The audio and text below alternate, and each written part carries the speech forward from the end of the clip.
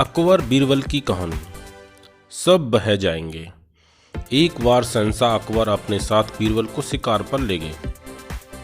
उनके साथ सेना की एक टुकड़ी और कुछ सेवक भी थे। शिकार करके कुछ एक दिनों में अकबर लौटने लगे। तभी रास्ते में एक गांव को देखकर बादशाह के मन में उसके बारे में जानने की इच्छा जागी। उन्होंने तुरंत अपने साथ आए बीरबल से पूछा कि क्या तुम इस गांव के बारे में कुछ जानते हो? मुझे इस गांव के बारे में जानना है।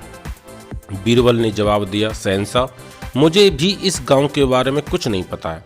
अपने राज्य के इस गांव की तरफ मैं भी पहली बार ही आया हूँ। आप यहाँ के बारे में जानना चाहते हैं तो मैं किसी से पूछ कर बताता हूँ।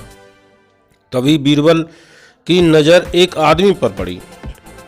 उन्होंने उसे अपने पास बुलाकर पूछा, भाई क्या तुम इसी गांव के रहने वाले हो? अगर हाँ तो इस गांव के बारे में मुझे सब कुछ बता दो। यहाँ सब बढ़िया तो चल रहा है ना?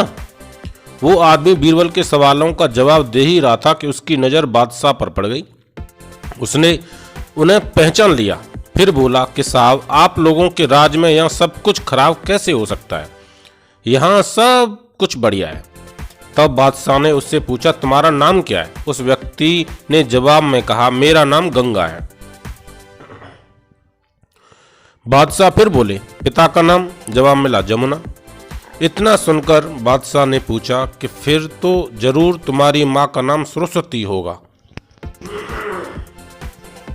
उसने कहा, नहीं हजूर, मेरी माँ का नाम नर्मदा है। इन सभी बातों को सुनकर बीरबल को हंसी आ गई और उन्होंने मजाकिया अंदाज में कहा, बादशाह, अब यहाँ से आगे बढ़ना सही नहीं है। यहाँ सारी नदियाँ हैं, आपके पास नाव भी नहीं है, तो आगे मत जाइए। आगे बढ़ने के लिए नाव का होना जरूरी है, नहीं तो डूबने का डर बना रहेगा। और यहाँ ज़्यादा देर तक रुके तो सब कुछ बह जाएगा। बीरबल की यह बात सुनकर बादशाह को भी जोर से हंसी आ गई और उसके बाद तो वो व्यक्ति भी बीरबल का मजाक सुनकर मुस्कुराते हुए वहां से चला गया। इस कहानी की सीख क्या है? इस कहानी की सीख यह है कि हमेशा एक चीज का ध्यान रखो। क्या ध्यान रखना है? कि हरदम व्यक्ति को गंभीर रहने की जरूरत नहीं है।